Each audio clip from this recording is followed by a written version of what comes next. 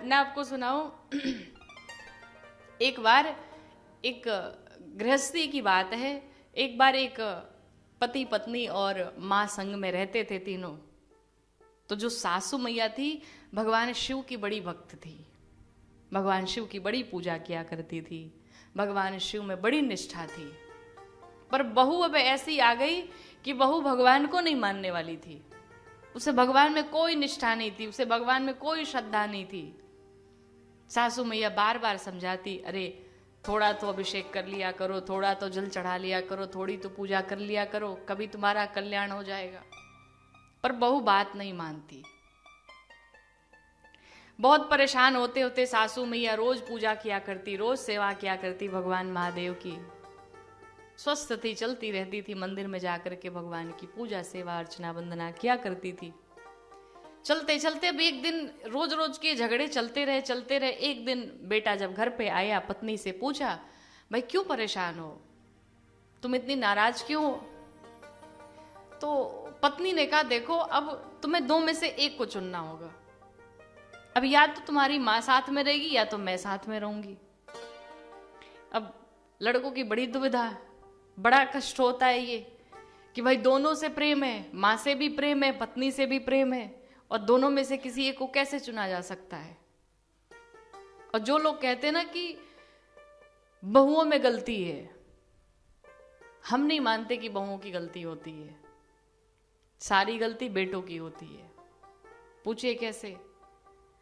आपने 25 वर्ष तक उसे अपने पास रखा, उसे ऐसे संस्कार दिए कि वो कभी कुछ गलत ना करे। पर क्या 2 महीने में कोई लड़की आकर के किसी को इतना चेंज कर सकती है कि वो अपनी माँ को ही भूल जाए? अगर वो भूल गया है, अगर आपके साथ वो गलत व्यवहार कर रहा है, तो वो गलती उस लड़की की नहीं बल्कि गलती आपके संस्कारों में है। अगर उसकी चले तो मजाल है कि बहू कुछ बोल पाए। पर बेटे भी साथ देते हैं। बेटे ने देखा कि पत्नी हमारी नाराज है और इसे ठीक नहीं लग रहा, इसे साथ में नहीं रहना है।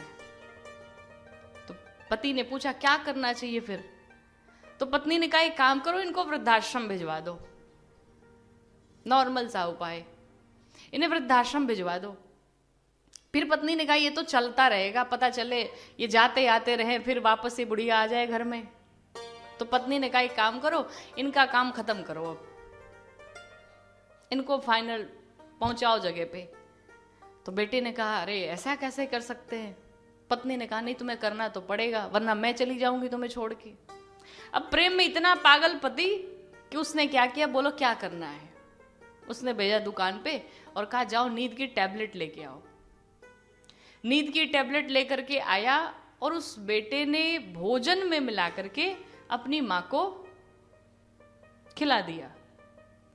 अब आज शाम को जब मैया भोजन करने आई, देखी बड़ी सी थाल लगी हुई है, 56 भोग बने हुए हैं।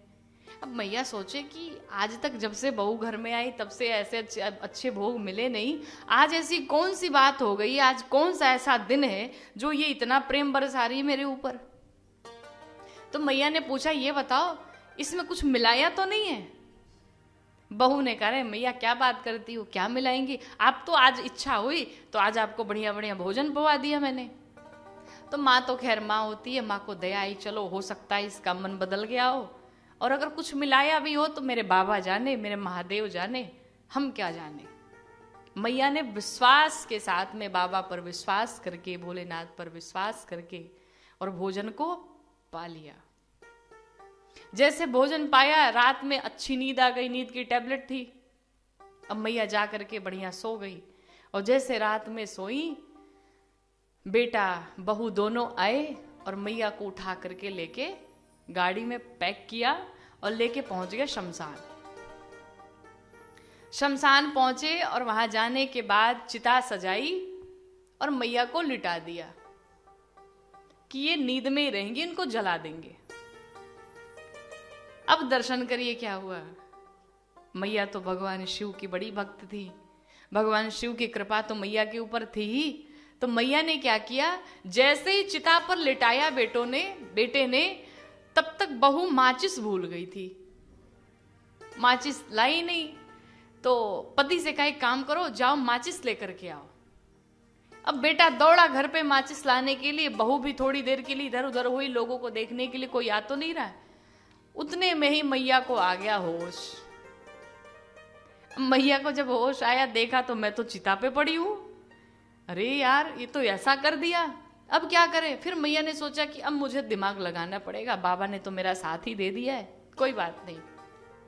मैया धीरे से उठी और जो ऊपर कफन उड़ाया हुआ था, जो कपड़े थे, उसको ढक दिया लकड़ी को, और धीरे से निकल करके आई। और एक वृक्ष था वहां बहुत बड़ा, और उसी वृक्ष के बीच में जाकर के बैठ गई मैया। बेटा आया, माचिस की तीली लगाया, आग लग गई, जलने लगा। बेटे बहू खुश हो गए, अब काम खत्म हो गया, अब शांति मिली जीवन में। रोज जब देखो तब किचकिच किचकिच चलता रहता था, अब शांति हो गई। बेटे बहू जला करके और मैया को घर आके बढ़िया नींद लेकर के सो गए दोनों। मैया तो पेड़ पर बैठी हुई थी, तब तक अचानक से कुछ चोर आए। और जब चोर आए तो वो चोर ढेर सारा सोना धन पैसा लिए थे। तो जितने चोर थे वो आपस में बंटवारा करने आए थे कि चलो बांट लिया जाए। बंटवारा कर ही रहे थे, तब तक बुढ़िया मैया की दृष्टि पड़ी सोने पे।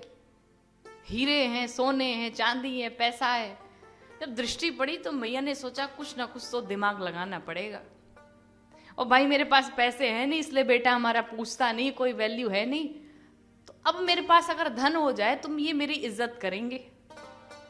मैया ने क्या किया कि पेड़ पे बैठे बैठे हू करके आवाज निकाली। तो जितने चोर थे भयभीत हो गए, क्योंकि सामने चिता जल रही थी। अब मैया जोर जोर से चिल्ला चिल्ला करके डराने लगी। डराते डराते मैया पेड़ से उतर करके धीरे धीरे बुढ़िया वो घूंघट निकाले और जोर जोर से आवाज निकाले। चोरों ने कहा देखो भाई भूतनी आ गई, भूतनी आ गई, भागो यहां से, ऐसा बहुत धन मिलेगा पर जान तो बची रहनी चाहिए। सारा सोना चांदी हीरा मोती छोड़ा चोरों ने और चल पड़े, भाग गए। मैया अपना बोरे में पूरा भर करके और सोना चांदी पैसे घर लेकर के आई। घर पे आई तो दरवाजा बंद था। जोर से आवाज लगाई, अरे लाला दरवाजा तो खोल। बहू ने सोचा ये तो सासू मैया की आवाज है। तो पत्नी ने कहा अरे सुनो ये तो माता जी की आवाज लग रही है। तो बेटे ने कहा पागल हो गई हो, वो तो मर चुकी है, वो कहां से आएंगी। तो जब दोबारा मैया ने आवाज लगाई लाला दरवाजा तो खोल, पत्नी को लगा कि लगता है बुढ़िया भूतनी बन के सताएगी हमको, भूतनी बन के सताएगी। डरते डरते दोनों ने दरवाजा खोला, देखा तो बुढ़िया मैया खड़ी है। बहुत डरते डरते फिर उनको घर के भीतर लेकर के आए। मैया ने कहा तुम लोगों ने तो मेरा काम तमाम कर दिया था, लेकिन मैं तो बच गई। तो बेटे ने पूछा माँ एक बात बताओ, इस झोले में क्या रखा है। मैया ने कहा इसमें ढेर सारे सोने हैं, हीरे हैं, पैसे हैं। अब तो बेटा देखा इतने सारे पैसे माँ के पास। अब मैया के पांव धुलने लगे, बढ़िया से भोजन बनने लगे, सब हाथों से लेकर के खिलाने लगे, सब खुश हो गए। रात्रि में विश्राम किया।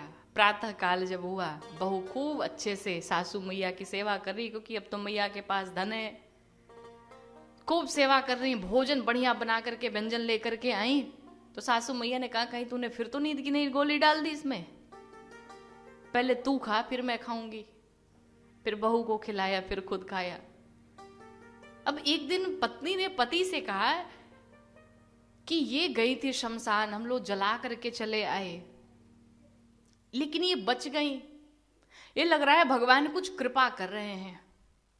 और इतना ही सोना थोड़ी होगा वहां पर, और भी सोना होगा, लेकिन ये वृद्ध हो चुकी है इसलिए उठा के ज्यादा नहीं ले पाई, जितना लाना था उतना ही ला पाई। एक काम करो मैं लेके आऊंगी। तो पति ने पूछा क्या करने वाली हो। पत्नी ने कहा एक काम करो, जैसा हम लोगों ने किया था मिलके मैया के साथ में, वैसा मेरे साथ तुम कर दो। तो बेटे ने कहा अरे पागल हो गई हो, मर जाओगी, तुम्हें जलाना पड़ेगा। तो पत्नी ने कहा जलाना थोड़ी है, वो तो जब जलेंगे भगवान आके बचाएंगे, सोना देंगे, घर लेके और आएंगे हम। जिद कर लिया पति से, नहीं तो मुझे जलाओ ही जलाओ। अब पति क्या करे बेचारा, वो तो आधीन। कहा कोई बात नहीं, चलो मैं ऐसा करूंगा। रात में ले गया और ले जा करके पत्नी को चिता सजाई और चिता सजा करके पत्नी को आग लगा दिया। पत्नी जल के मर गई और जब जल के मर गई रात में आया सो गया। सोते सोते रात के 12 बज गए, 12 के बाद 1 बज गए। अब बेटा सोचने लगे माँ तो 1 बजे तक वापस चली आई थी सोना चांदी सब ले करके, अभी तक ये वापस क्यों नहीं आई? पूरी रात बीत गई, वो कहां से वापस आती? प्रातः काल हुआ, मैया उठी, भाई आज चाय कॉफी कुछ मिला नहीं, बहू कहाँ है? बेटे के पास आई, अरे सुनो तुमने देखा क्या, कहाँ है वो? तो बेटे ने कहा मैया हमने तो उसे जला दिया पर वो अभी तक वापस नहीं आई है। मैया ने पूछा क्या किया? कहा मैया तुम जली थी तो सोने चांदी हीरे मोती लेके आई थी, तो उसने सोचा आप बूढ़ी हो गई हो ज्यादा लेके नहीं आ पाई, तो उसने कहा हमें जला दो हम और भी लेके आएंगे। बुढ़िया मैया हंसने लगी, बेटे को बड़ा समझाया और कहा कि आज के बाद से कभी ये कार्य नहीं करना। गलत के साथ अगर गलत होता है तो ठीक है, लेकिन सही के साथ अगर गलत किया जाए तो उसका दुष्परिणाम हमारे जीवन में निश्चित रूप से आता है। इसलिए सबके साथ प्रेम से रहे, भाव से रहे। बोलो भक्त वत्सल भगवान की।